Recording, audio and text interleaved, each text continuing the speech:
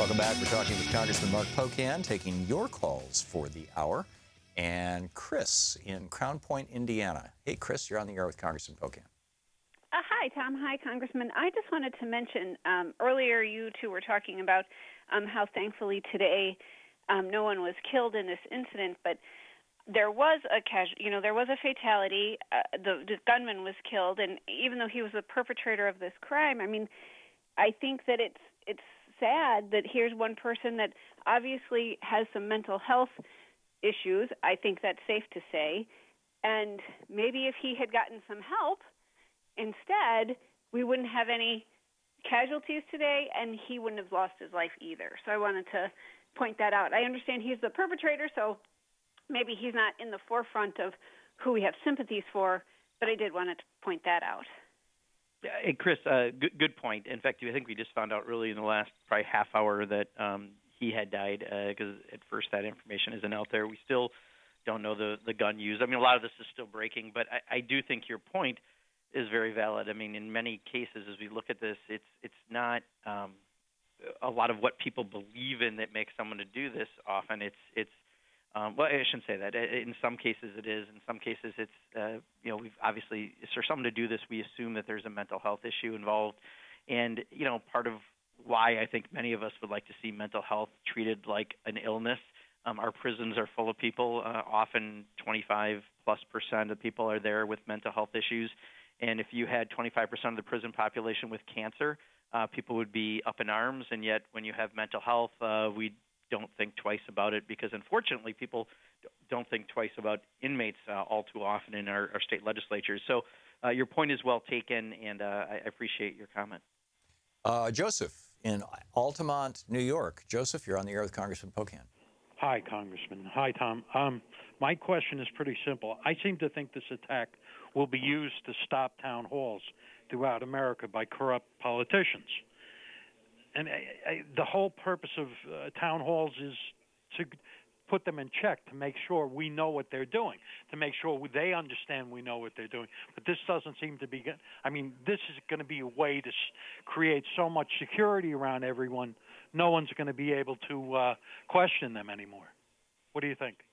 Yeah, Joseph, I mean, my attitude on something like this is all the more reason we have town halls and show that, you're not going to let something like this disrupt the democratic process and disrupt democracy. So all the more important we continue to engage with our constituents because, if you think about it, there was the Gabby Gifford case, but that's been quite a while ago. And, in general, we have some level of law enforcement at these town halls anyway, so we have some protections in place. I did one in actually Janesville area in Rock County at the Tech College where right after they had someone who had threatened to do some shootings and they were still looking for the person at the time, we had extra security. But if you don't show up, somehow you're letting people like that win. So I think it's all the more reason for us to make sure that democracy still functions like democracy, and that means you have town halls and talk to your constituents, and this doesn't become something that stops us from doing, I think, our duties. Rich in Sedro-Woolley, Washington. You're on the air with Congressman Pocan. Good morning, Congressman. When you're selling single payer to the masses, to the voters, don't you think it's a better idea to refer to it as insurance? Because you're going up against big corporate insurance, and now you're comparing apples to apples. When you say health care, that means a lot of things to a lot of people, whereas when you say insurance, it's that piece of paper in your hand at the kitchen table. And also promote the mobility, economic mobility it provides for moving job to job without having to pay thousands in COBRA, practical aspects. Yeah, Rich, I think, there's a number of things, that when we present a Medicare for All or a single-payer system that we can use to talk about, and I think you brought some of them up. I usually don't get too much into the semantics of, how exactly we're saying the insurance or companies or healthcare or things. I just think if you talk about the practical application to a family who's, trying to make sure they can pay their mortgage and send their kids to college and have healthcare for their family, are we addressing it at that level? And you can explain that. Like, if you have a different job, if it's, something you still are covered regardless, or if you would lose your job or you decide to start a small business, this gives you an opportunity to. There's a lot of things we can point to about why it makes sense. And I think just approaching it at that level. I think the most important thing is, again, we talk about it in the most common, understandable terms possible, because most people are just very busy dealing with their daily life, and we've got to let them know how it affects them. And I think, quite honestly, on all economic issues, we need to do a much better job of that. David in Woodland Hills, California. You're on the air with Congressman Pocan. Thank you, the both of you. We need to stop saying Hillary Clinton lost. Liberals need to pound away on the real reason we lost, which is interstate cross-check and Republican voter suppression laws, or this is going to be the future of all of our elections. And let me give you a brief parable. If a guy robs a bank, you will never hear the president of the bank saying, oh, well, we lost some money. What are you going to do? Maybe our security was bad. We'll try to do better next time. No. What he says is, we were robbed. Call the police, catch the thief, and bring me back my money. And while you're at it, bring us back our Supreme Court nominee.